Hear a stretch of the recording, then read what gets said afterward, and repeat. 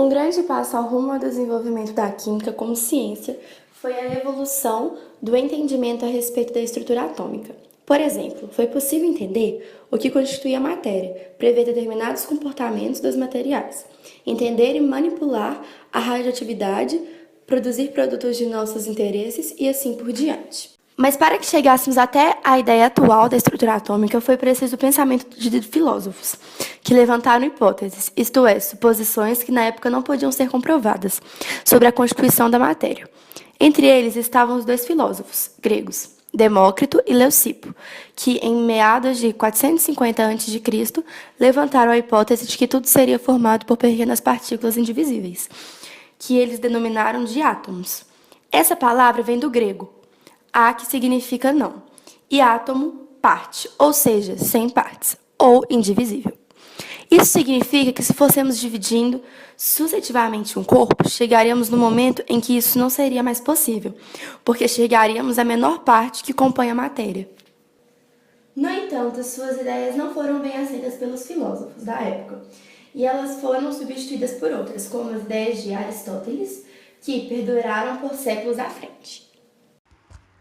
Embora tenha ficado por muito tempo no esquecimento, a ideia de átomo, ou melhor, a ideia da existência de uma partícula que fosse indivisível, reapareceu nos estudos realizados sobre as reações químicas no século XIX, pois agora os cientistas podiam testar as suas hipóteses por meio de experimentos para comprová-los, ou para refutar ideias de outros cientistas.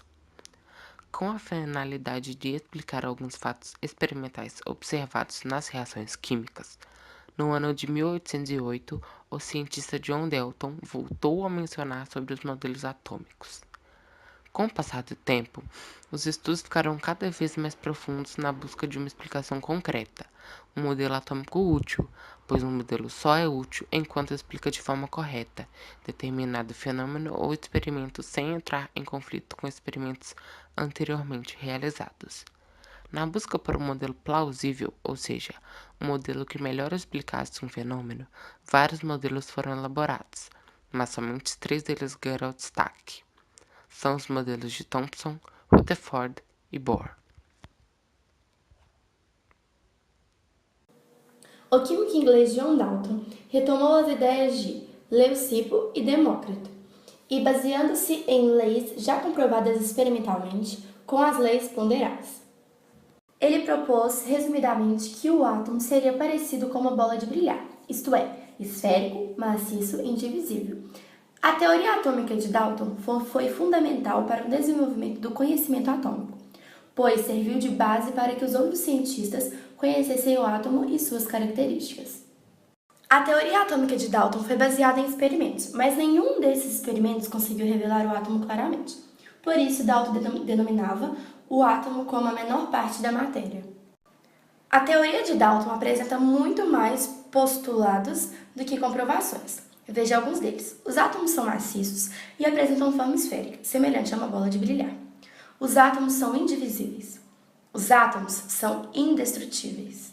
O elemento químico é um conjunto de átomos com a mesma propriedade, tamanho e massa. Os átomos de diferentes elementos químicos apresentam propriedades diferentes uns dos outros. O peso relativo de dois átomos pode ser utilizado para diferenciá-los.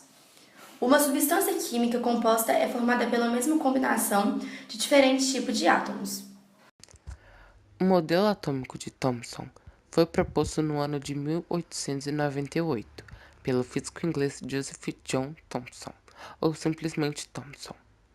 Após ter diversas evidências experimentais sobre a existência do elétron, ele derrubou a teoria da indivisibilidade do átomo proposta por John Dalton.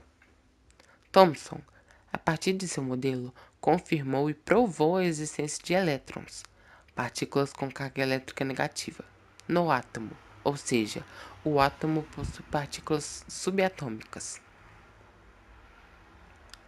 Thomson propôs seu modelo atômico tendo como base descobertas relacionadas com a radioatividade e experimentos realizados com um tubo de raios catódicos, construído pelos cientistas Chasles e Crookes. O modelo atômico de Thomson é conhecido como pudim de passas e enuncia que o átomo é uma esfera de carga elétrica positiva, não maciça, e que nele se encontram cargas negativas estáticas distribuídas uniformemente, de modo que sua carga elétrica total é nula. Com os experimentos realizados com o tubo de raios catódicos, Thomson propôs sua interpretação de como seria o átomo e sua constituição. Assim, de acordo com ele, o átomo é uma esfera, mas não maciça como propunha o modelo atômico de John Dalton. O átomo é neutro, já que toda matéria é neutra. Como o átomo possui elétrons, que possuem cargas negativas, logo, deve apresentar partículas positivas para que a carga final seja nula.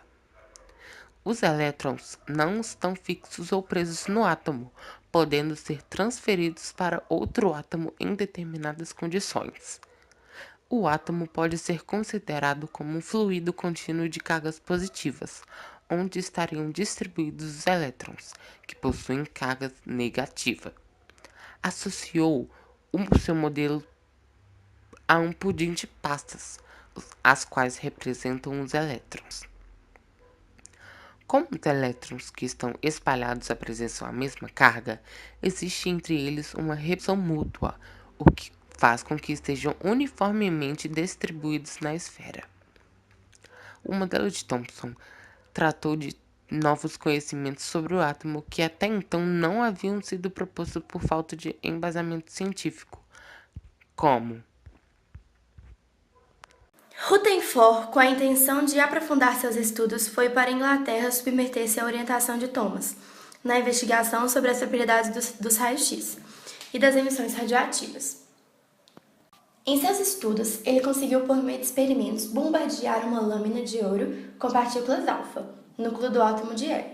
Ele percebeu que a maioria das partículas alfa emitidas atravessava a lâmina sem sofrer qualquer desvio.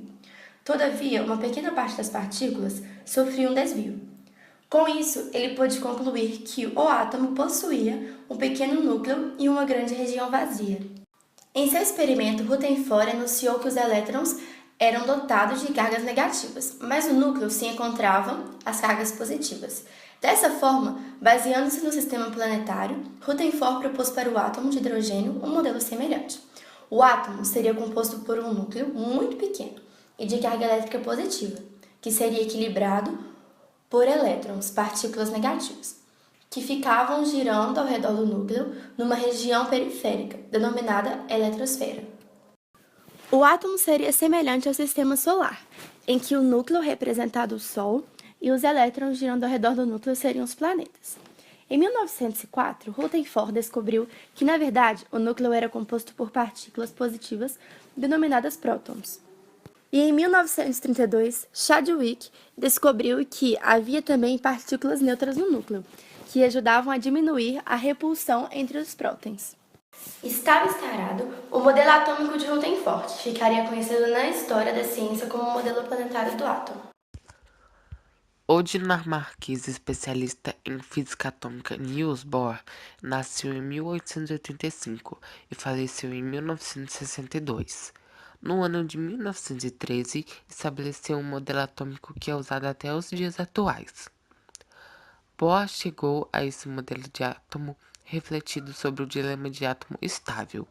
Ele acreditava na existência de principais físicos que descrevessem os elétrons existentes nos átomos. Esses princípios ainda eram desconhecidos e, graças a esse físico, passaram a ser usados. Tudo começou com Bohr admitindo que um gás emitia luz quando uma corrente elétrica passava nele. Isso se explica pelo fato de que os elétrons em seus átomos absorvem energia elétrica e depois liberam na forma de luz. Com isso, ele deduziu que um átomo que tem um conjunto de energia disponível para seus elétrons, isto é, a energia de um elétron é um átomo, é quantizada. Esse conjunto de energias quantizadas mais tarde foi chamado de níveis de energia. Mas se um átomo absorve energia de uma descarga elétrica, Alguns desses elétrons ganham energia e passam para um nível de energia maior. Neste caso, o átomo está em estado excitado. Com essas constatações, aperfeiçoou o modelo atômico de Rutherford, conhecido como o modelo de sistema planetário, onde os elétrons se organizam na eletrosfera nas formas de camadas. Vejamos os postulados de Bohr.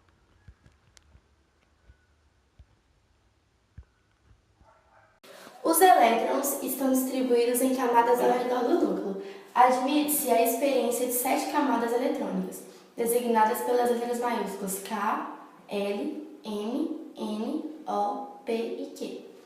À medida que as camadas se afastam do núcleo, aumenta a energia dos elétrons nelas localizados. O modelo atômico de Bohr lembra a órbita de um planeta, daí o nome sistema planetário. Bohr foi questionado sobre o fato de que se o elétron emitisse energia sem parar, ele se chocaria com o núcleo, podendo gerar um colapso. Esse questionamento passou por várias formulações até ser reformulado pelo cientista Louis de Broglie, que diz que os elétrons giram ao redor do núcleo, mas não em órbitas definidas como tinha afirmado Bohr. Um teste básico para a pessoa saber se é daltônica é olhar as ilustrações. Se a pessoa conseguir distinguir os números que aparecem nas ilustrações, ela não é daltônica. Você sabia?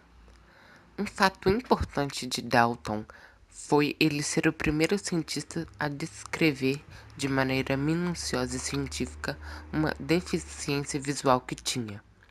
Em seu livro Fatos Extraordinários Relativos à Visão das Cores, Dalton descreveu detalhadamente a incapacidade dos portadores de uma doença, cuja principal característica é não conseguir distinguir algumas cores, entre elas o vermelho e o verde. Essa doença leva o nome de Dalton e é conhecida como daltonismo.